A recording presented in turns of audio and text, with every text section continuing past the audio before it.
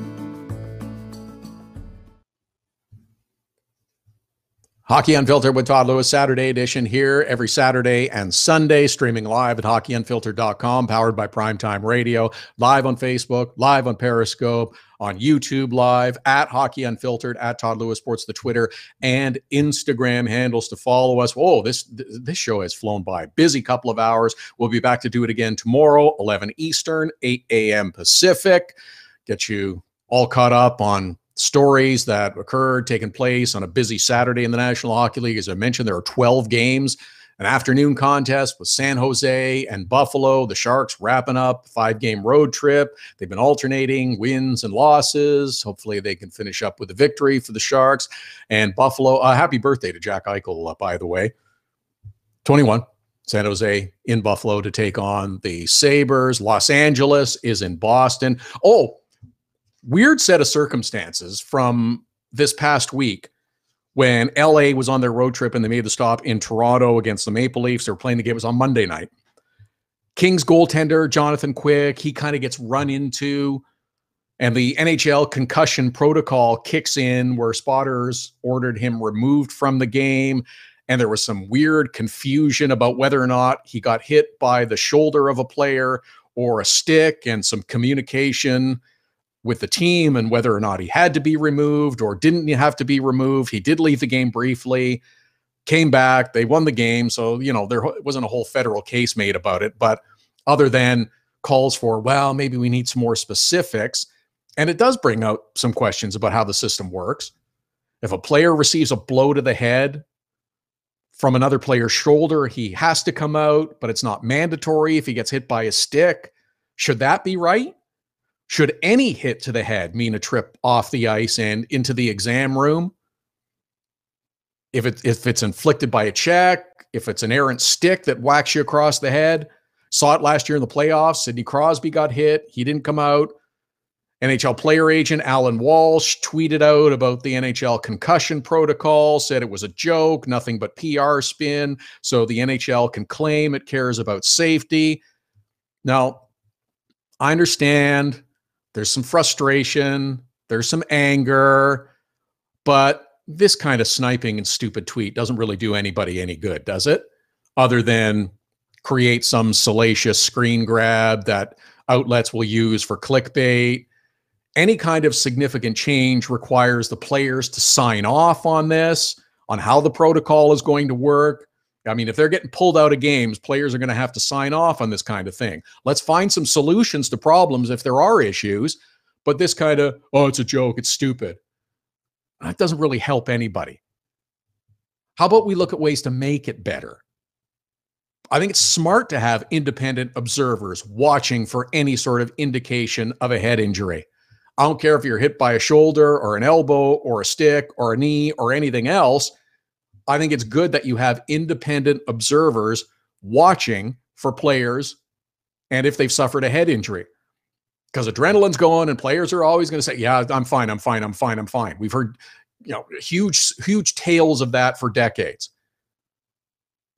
A lot of time, player has an impact to the head. They do leave the game briefly. It's a hard thing, though, because you can't tell right away how severe the blow has been. Sometimes you have to look at it a few times on replay before you really get an idea, whether it was a body part, a shoulder, an elbow, a knee, or whether it was a stick.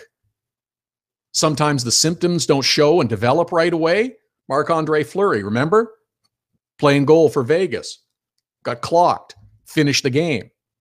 Hasn't played since. He's out with a concussion, and he's not even traveling with the Vegas Golden Knights while they head out on this road trip. Instead of just saying, oh, this is stupid, it's a PR move, how about offering some ideas and solutions? Okay? Independent spotters in the buildings, watching on video. I think those are smart solutions and at least suggestions that are worthy of some discussion. You want to try and make this as safe as possible for the players because they're giving their all and they're sacrificing their bodies. Put a spotter in every building. Have them watch on video, watch it on TV, watch on video so they can replay it, but put one in every building. Now, do you also have to have a spotter independent of the team? And in fact, I think you should move them around the way you do referees. I don't think you should have the same one at the same game and have them have home bases.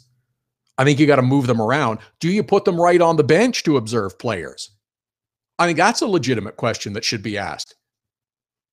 Independent, they work for the league. They do not work for the team or have any affiliation. They move around the same way officials do. Put them right on the bench, or at least one in every building that can go from one bench to the other and check out a player if they have any reason to believe that they've suffered some sort of head injury. Have a sports and medical background, trained to observe symptoms and signs of a significant head injury. If a player simply brings his hand up to his head, yes, that's one indicator, but I don't think that should necessarily be the deciding factor either. Let the observers talk to them. Sure, you want to get them the medical attention from the team staff. I'm fine with that. But put these independent spotters and examiners right on the bench. Let them talk to the players. Let them examine them. Independent. Let them make a diagnosis and see if it is a good idea to call a player out. Let's go and give you a further examination and make sure that there's nothing more serious. This is the kind of issue that's going to get more attention in the future, not less. It's going to get more attention. There's going to be more focus on it as we go forward. Players are becoming more skilled and doing it at a higher rate of speed than ever, and it's still getting faster. It hasn't slowed down. There was the change in the game when the restraining fouls were enforced more rigorously after the lockout a decade ago. It's gotten faster since. No slashing, and that's had a big impact on the game this year. The stricter enforcement of slashing, that's had a bigger impact on the game. The game is still getting faster. There's going to be more incidental contact. You see some hits, doesn't look serious, but then you find the players out for a while. You see some that look like an enormous collision. Everybody gets up, they're fine, they get checked out, everything's good. We still don't know what we don't know. And this is an issue that's going to get more attention. Put them right on the bench. Let them examine the players alongside the team's medical staff. But you got to give them authority too.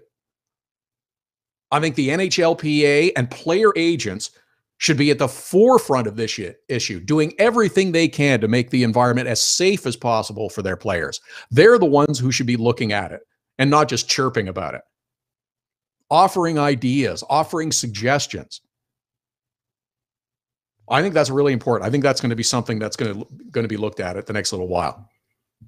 That's a really important issue, and it'll get more focus. Lots of action, as I mentioned, 12 games in the NHL, and extra action as well.